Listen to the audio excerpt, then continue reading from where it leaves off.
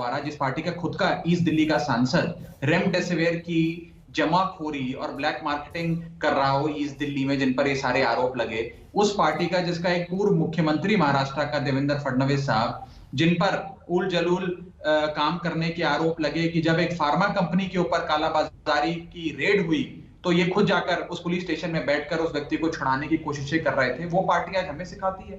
Delhi high court में एक अर्जी डाली गई कि एक व्यक्ति इमरान हुसैन जी पार्टी के, आम आदमी पार्टी के हैं, मंत्री हैं, उनके पास कुछ सिलेंडर्स हैं जो वो भर के अपनी जनता को दे रहे हैं, लेकिन इसकी जांच होनी चाहिए, सीबीआई इसकी जांच करे।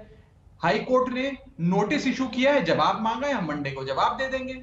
और हाईकोर्ट ने जब नोटिस इशू किया तो साथ में यह भी कहा कि अगर इमरान हुसैन साहब, जिनका वकील ये कह रहा है कि हम दिल्ली के बाहर से, फरीदाबाद, राजस्थान, अन्य जगहों से सिलेंडर भरा कर लाते हैं और अपनी क्षेत्र की, अपनी विधानसभा क्षेत्र की जनता को इस महामारी में सिलेंडर देते हैं, तो क्या बुरा कर रहे हैं? वो तो दिल्ली का ऑक्सीजन कोटा बढ़ा रहे हैं, ये हाईकोर्ट ने कहा, हाईकोर्ट ने टिप्पणी दी। और मैं एक चीज आपको और मैं अहम बता दूं, उसी व्यक्ति, उसी विधायक, उसी मंत्री जिसकी आप आम आदमी पार्टी की बात कर रहे हैं, उनके इलाके के 500 वीडियो में अभी आपको व्हाट्सएप करूंगा, एक एक वीडियो में जनता उनको दुआएं दे रही है और कह रही है कि आप ऊपर वाले के फरिश्ते हो, कि मेरी मां आज इसलिए जीवित है क्योंकि आपने एक सिलेंडर मेरे को उपलब्ध करा दिया, और मेरे पिताजी इसलिए जीवित हैं क्योंकि इमरान साहब आपने सिलेंडर दे दिया। आज एक विधायक की ये जिम्मेदारी बनती है कि अगर वो दिल्ली के ऑक्सीजन के कोटे से नहीं, बल्कि दिल्ली के बाहर किसी जगह से अगर ऑक्सीजन में सिलेंडर में भर के लाता है, अपने क्षेत्र की जनता को देता है, तो क्या गलत? और जहां तक कालाबाजारी और मुनाफाखोरी की बात है, दिल्ली सरकार ने पूरी सख्ती से एक्शन लिया है।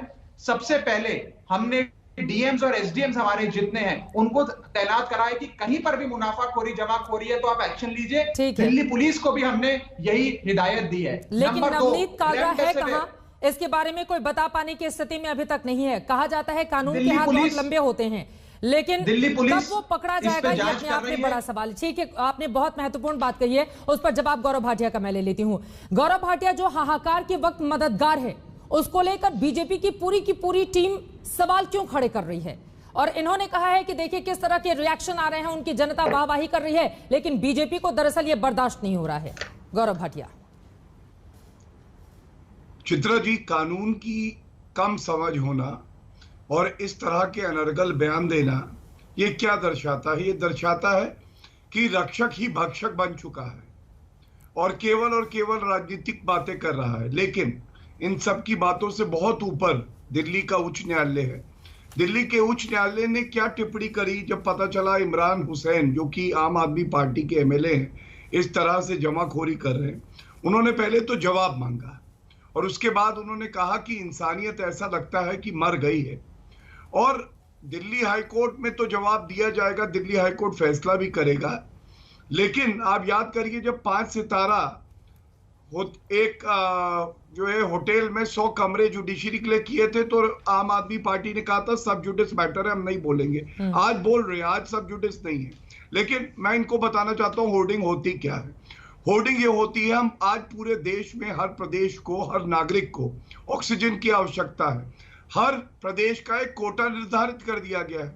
तो अगर कोई एमएलए दूसरे प्रदेश से, जैसा खुद इन्होंने माना, फरीदाबाद से ला रहा है, तो क्या इसकी अनुमति है? दूसरी बात, फरीदाबाद में ऑक्सीजन कम पड़ेगा, अगर हरियाणा में कम पड़ेगा तो जिम्मेदार कौन होगा?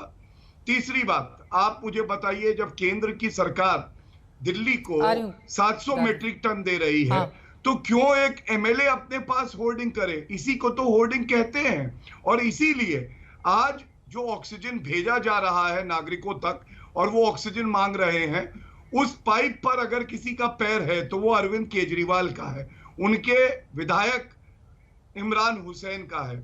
और मैं इतना ही कहूंगा कि आप बताइए, कार्रवाई की बात करें तो कितनी मजबूती से केंद्र सरकार ने कार्रवाई करी है।